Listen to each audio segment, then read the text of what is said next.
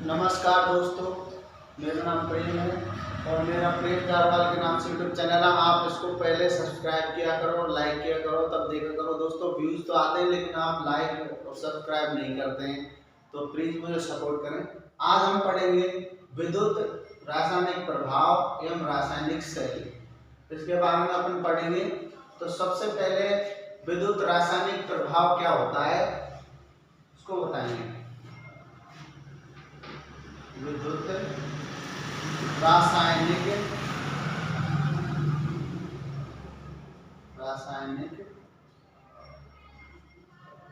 प्रभाव। तो दोस्तों विद्युत रासायनिक प्रभाव होता है जब किसी अम्ल या अकार्बनिक पदार्थ में विद्युत धारा प्रवाहित की जाती है तो उसका संरचना में परिवर्तन आ जाता है, उसको बोलते हैं विद्युत रासायनिक प्रभाव। यानी कि प्लस और माइनस में विभक्त हो जाता है वो, उस रासायनिक प्रक्रिया को बोलते हैं विद्युत रासायनिक प्रभाव। जब किसी अम्ल या अकार्बनिक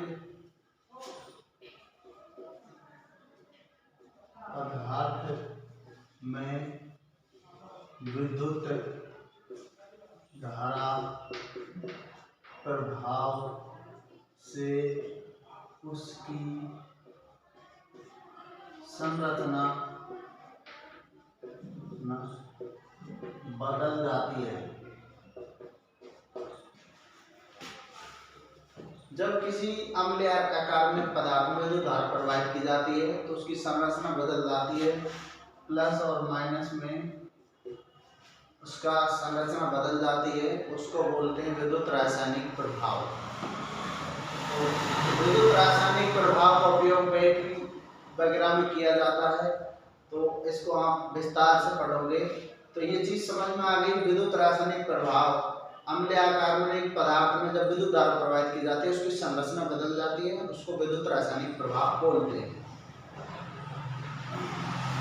अब आता है इलेक्ट्रोलाइट।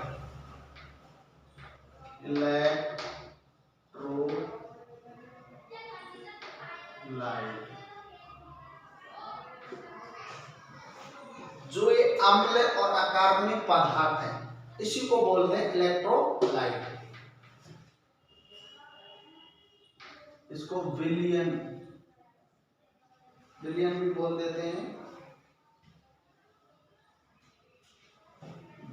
इलेक्ट्रोलाइट विलयन जिसकी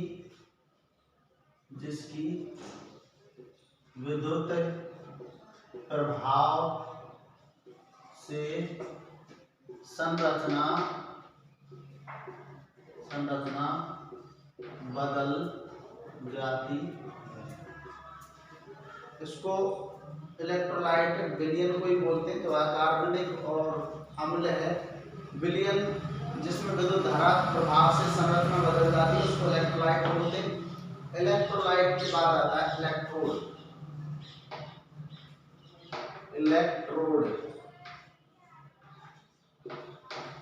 इलेक्ट्रोड दो प्रकार की होती हैं किसी संचायक सेल या बैटरी में, एक होती है एनोड और एक होती है कैथोड।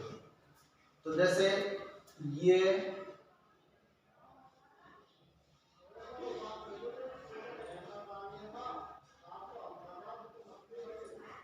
होगी एनोड, ये होगी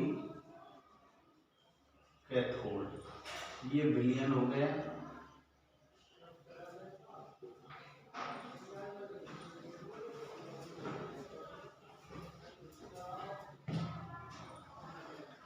एनोड प्लस होती है, कैथोड माइनस होती है।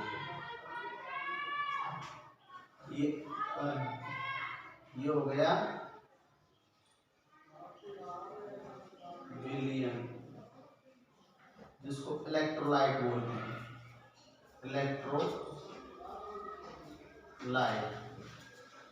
इलेक्ट्रोलाइट तो इलेक्ट्रोड आप समझ गए होंगे कि एनोड और कैथोड जो छड़ होती हैं बैटरी में उनको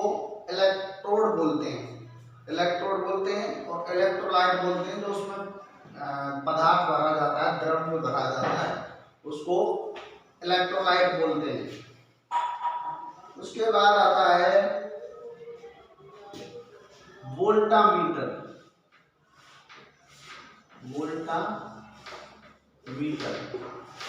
वोल्टामीटर दोस्तों जो ये पॉट होता है, जो बर्तन होता है बैटरी का, उसको बोलते हैं वोल्टामीटर। बर्तन को बोलते हैं वोल्टामीटर। जो ये बर्तन है ये वोल्टामीटर ही है। तो बैटरी के ये कुछ पार्ट्स हैं जिनके नाम हैं, और ये विद्युत रासायनिक प्रभाव जो संरचना बदल जाती है प्लस माइनस में, तो इसको बोलते हैं रासायनिक प्रभाव। इलेक्ट्रोड बोलते हैं इनको छड़ को, इलेक्ट्रोलाइट बोलते हैं जो द्रव्यमान भरा होता है बैटरी में, और वोल्टामीटर उसको बोलते हैं जो बर्तन होता है, पॉट होता है उसका, उसको वोल्टामीटर बोलते हैं। दोस्तों आपको ये चीज समझ में आ गई होगी। इलेक्ट्रोड किसे कहते हैं, इलेक्ट्रोड किसे कहते हैं, इलेक्ट्रोलाइट किसे कहते हैं, वोल्टामीटर किसे कहते हैं। इलेक्ट्रोड इलेक्ट्रोलाइट को विलियन बोलते हैं निम्मी की भाषा में, और इलेक्ट्रोड को बोलते हैं छड़ निम्मी भाषा में, वोल्टामीटर को बोलते हैं बर्तन। उसके बाद है अपना अगला चैप्टर आयनीकरण।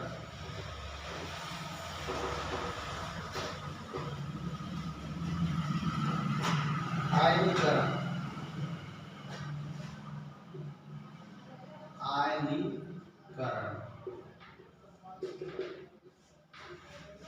जैसे ये बैटरी है, इसमें ये एनोड हो गई, ये एनोड प्लस की होती है, ये कैथोड हो गई, ये माइनस की है, ये इसके अंदर द्रव्यमान हो गया अम्ल, ये इसका पॉट हो गया, इसको बोलते हैं वोल्टामीटर। तो दोस्तों आयनीकरण, जब इसमें अपन विद्युत धारा सप्लाई देते हैं एनोड कैथोड में, इसमें प्लस इसके सिरे में माइनस देते हैं, इसके अंदर जो कैथोड के जो सिरे हैं, कैथोड के यहाँ से जो विलयन जाता है वो प्लस की ओर जाएगा, और एनोड का माइनस की ओर आएगा, माइनस की ओर आएगा। तो इस रासायनिक प्रक्रिया को आयनीकरण बोलते हैं। तो ये तो हो गया प्लस साइकिल, ये तो माइनस की तरफ जाएगा, ये होगी प्लस साइकिल और ये होगी माइनस साइकिल। तो इस प्लस माइनस की प्रक्रिया को भी आयनीकरण बोलते हैं। विलयन का संरचना परिवर्तन आना, दो भागों में विभाजित हो जाना, एनोड और कैथोड से जो निकलने वाले कण हैं उनको प्लस और माइनस की तरफ भागते हैं, उसको बोलते हैं आयनीकरण। आयनीकरण में दो मुख्य बात होती है, पहला है धनायन, इसको प्लस, दूसरा ऋणायन। जो प्लस माइनस की जो रेगुलेशन होता है अपघटन के अंदर, इस द्रव्यमान के अंदर, उसको धनायन प्रक्रिया जो धन की तरफ जाते हैं, और ऋणायन प्रक्रिया तो ऋण की तरफ जाते हैं, माइनस की तरफ जाते हैं, इसको बोलते हैं आयनीकरण। आप समझ गए होंगे इस चीज को कि आयनीकरण किसे कहते हैं। आयनीकरण में दो घटक होते हैं, धनायन और ऋणायन। तो उसके बाद आता है फैराडे का विद्युत अपघटन नियम। फैराडे का विद्युत अपघटन नियम। फैराडे का विद्युत अपघटन के दो नियम हैं, एक प्रथम नियम, एक तो प्रथम नियम।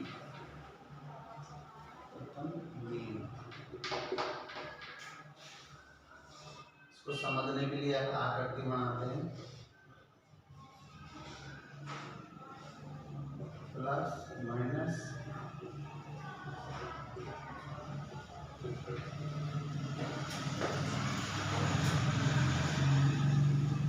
प्रथम नियम में है जब किसी इलेक्ट्रोड पर विद्युत धारा प्रवाहित की जाती है तो उस इलेक्ट्रोड पर जो मुक्त हुए द्रव्यमान इन पर जैसे अपन विद्युत धारा प्रवाहित करते हैं तो इसके ऊपर एक हल्की सी अंदर परत सी जमती है जो द्रव्यमान में मानी जाती है, जो विद्युत धारा के राशि के प्रभाव से बनती है। इस द्रव्यमान का मान इनमें बहने वाली धारा के समानुपाती होता है। जैसे M बराबर Z इंटू आई इंटू टी टाइम। M द्रव्यमान को बोलते हैं, द्रव्यमान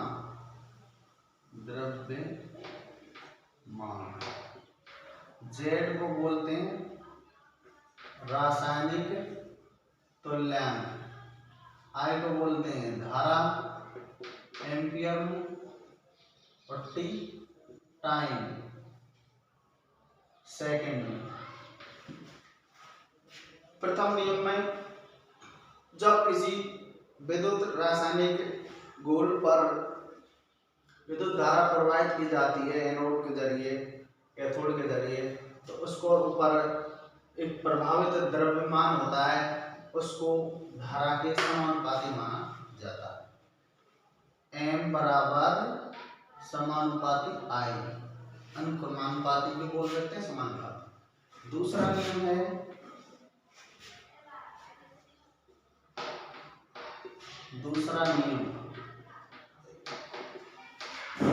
फैराडे का विद्युत अपघटन का दूसरा नियम, जब किसी विद्युत धारा को समान मान की विद्युत धारा समान समय पर अलग अलग विद्युत अपघटनों में प्रवाहित की जाए तो उनके अपशिष्ट जो द्रव्यमान होता है वो रासायनिक तुल्यांक के समानुपाती होता है। यानी कि समान मान के, जैसे M1 समानुपाती W1, इस W को हम रासायनिक तुल्यांक बोलते हैं। जैसे M2 समानुपाती W2, M3 समानुपाती W3। इसका जो सूत्र है वो इस प्रकार बनता है, M1 बटे W1 बराबर M2 बटे W2 बराबर M3 बटे W3। ये दूसरा नियम, जब किसी रासायनिक अपघटन में समान मान की विद्युत धारा समान समय पर अलग अलग विद्युत अपघटनों में प्रवाहित की जाए तो उसमें मुक्त हुए द्रव्यमान, ये जो मुक्त हुए द्रव्यमान उसके रासायनिक तुल्यांक के बराबर होता है। इसे बोलते हैं फैराडे का विद्युत अपघटन का दूसरा नियम। तो आप समझ गए होंगे। उसके बाद में आता है विद्युत अपघटन का उपयोग। विद्युत अपघटन का उपयोग,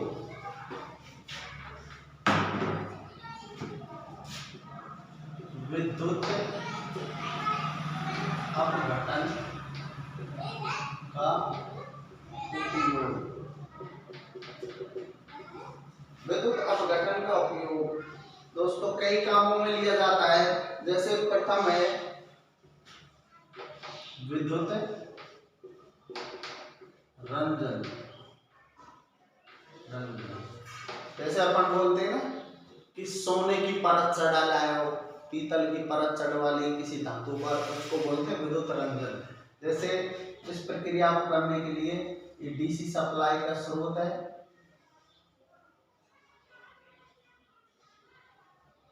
ये प्लस हो गया, ये माइनस हो गया। ये किसी जो रासायनिक बर्तन है उसमें इधर जैसे ये एनोड है, ये कैथोड लटका दिया। जैसे एक पीतल की है,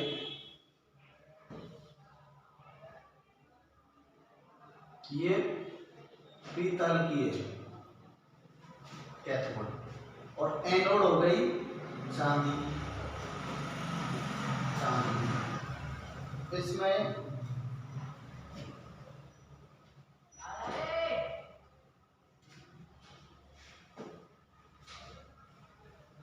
इसमें सप्लाई का स्रोत जोड़ दिया। तो जब इस रासायनिक प्रक्रिया में इस चांदी की जो अपघटन के द्वारा इसके गुण धर्म इस पर जाते हैं पीतल पर, तो इस पर एक चांदी की परत चढ़ जाती है, जिसको पानी बोलते हैं अपन देसी भाषा में, तो उसको बोलते हैं विद्युत रंजन प्रक्रिया। विद्युत रंजन प्रक्रिया से हम किसी जंगरोधी या बोलते हैं गैल्वेनाइज परत चढ़वा सकते हैं, उसको बोलते हैं विद्युत रंजन। दूसरा होता है विद्युत मुद्रण। विद्युत मुद्रण इस प्रक्रिया सेम ही है। इसमें किसी अक्षरों पर या किसी उस पर, जैसे यहाँ पर एस है, इसको ऐसे दर्ज छपवाना है, तो ये प्रक्रिया में विद्युत मुद्रण प्रक्रिया बोलते हैं। तीसरा है धातु निष्कर्षण। धातु निष्कर्षण। धातु निष्कर्षण में सेम वो है, जैसे इधर रख दिया जो अशुद्ध धातु है, इधर रख दिया, और कैथोड पर रख दिया शुद्ध धातु, तो इसका जो रासायनिक प्रक्रिया होगी सप्लाई देंगे अपन इसमें विद्युत रंजन, तो इसके जैसे चांदी है इसमें कुछ मात्रा में, तो चांदी इधर जैसे इस पर चांदी तो इधर चली जाएगी और अशुद्ध धातु इस विलयन में रह जाएगी, तो उसको शुद्ध प्रक्रिया करने के लिए धातु निष्कर्षण बोलते हैं कि धातु में से धातु निकालना, इस प्रक्रिया को निष्कर्षण कहते हैं। तीसरा है चौथा है विद्युत वाहक। विद्युत वाहक बल। विद्युत वाहक बल उत्पादन। विद्युत वाहक उत्पादन के लिए सेल, बैटरी। विद्युत वाहक बल उत्पादन की रासायनिक प्रक्रिया से तैयार किया हुआ सेल या बैटरी से विद्युत सप्लाई उत्पन्न करना विद्युत अपघटन का उपयोग है। जैसे बैटरी और सेल, विद्युत वाहक उत्पादन के लिए सेल या बैटरी का प्रयोग किया जाता है। तीसरा है कैपेसिटर।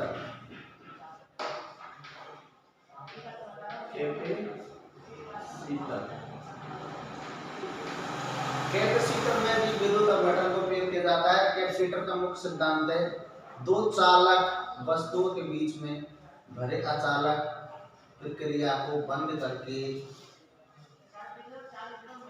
तैयार की हुई युक्ति कैपेसिटर कहलाती है, जिसको निम्न में बोलते हैं संधारक। तो जब इसमें सप्लाई दी जाती है तो ये जो अचालक है इसको स्टोर कर लेगा, इस विद्युत सप्लाई को स्टोर कर लेगा। जब अपन कभी दूसरों को मरोड़ते हैं ना, उनको टच करते हैं तो फटाक आवाज आती है, वो विद्युत डिस्चार्ज हो गई इसका मतलब। तो ये कैपेसिटर में भी विद्युत अपघटन का उपयोग किया जाता है। इस प्रकार से अपना जो विद्युत अपघटन का उपयोग होता है विद्युत रंजन में, ये सुनार वगैरह करते हैं। विद्युत मुद्रण में जो ये नंबरिंग के लिए करते हैं। विद्युत निष्कासन के लिए अशुद्धि धातु है उसको शुद्ध करने के लिए काम में लेते हैं। विद्युत भाग उत्पादन के लिए काम में बैटरी सेल का उपयोग करते हैं, और कैपेसिटर में भी विद्युत अपघटन का उपयोग किया जाता है। तो दोस्तों आप सब समझ गए होंगे कि विद्युत अपघटन का उपयोग कहाँ कहाँ किया जाता है। अब नेक्स्ट अपना सेल होता है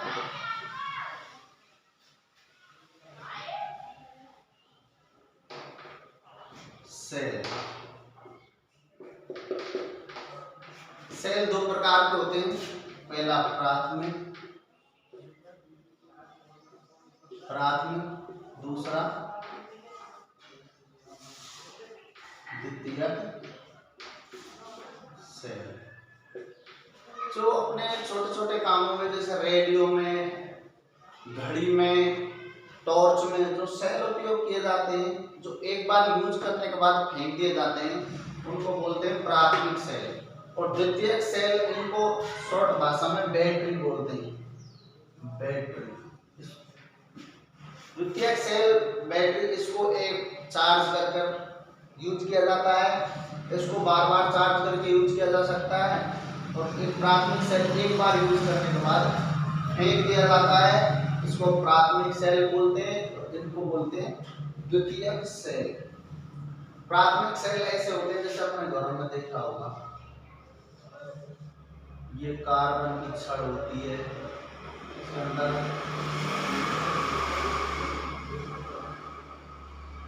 ये अम्ल भरा होता है, इसके अंदर एक पीतल की सी कैप होती है, इधर नीचे की साइड में एक सिल्वर की सी परत होती है नीचे की साइड।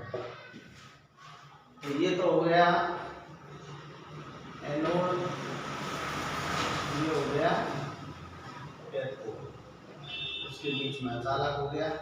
तो ये हो गया प्राथमिक सेल। द्वितीयक सेल में आपको बताया, इधर ये प्लेट होगी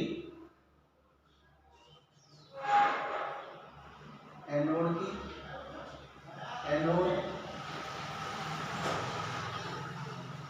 ये होगी कैथोड। ये इसके अंदर द्रव्यमान भरा होता है, अम्ल वगैरह। इसको बार बार चार्ज किया जा सकता है, इसको चार्ज नहीं किया जा सकता। तो दोस्तों, आप प्राथमिक और द्वितीयक सेल के बारे में समझ गए होंगे।